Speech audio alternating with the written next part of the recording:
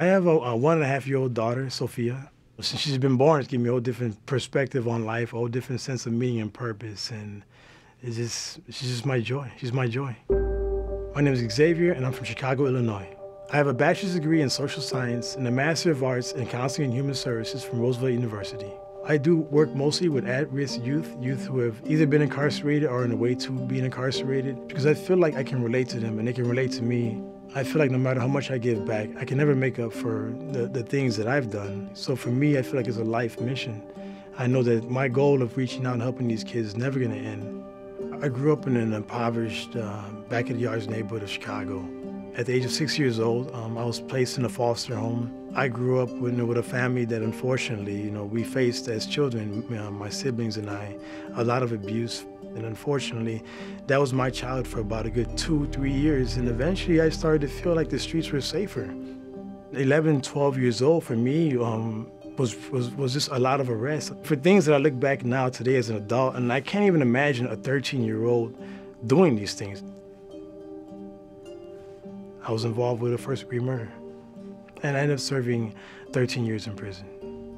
And when I think of the victim of my case, he had a big impact on my life.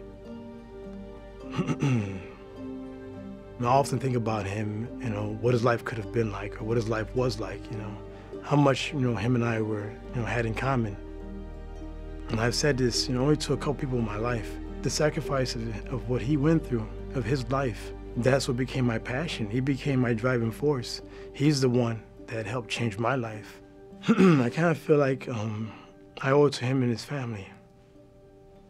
I am nowhere near the person I used to be. I really do care about people. I try to help people, my friends, my family.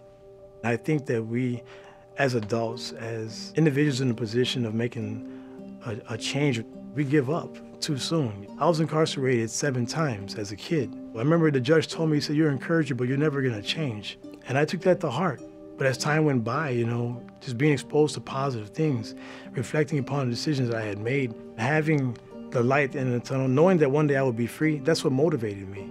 There are kids in there who are serving life sentences without the possibility of parole, and unfortunately, they themselves have no light. They have no future concept of freedom. They have no hope. Give them something to strive towards. Give them an opportunity for something better. Give them a hope so they could become better.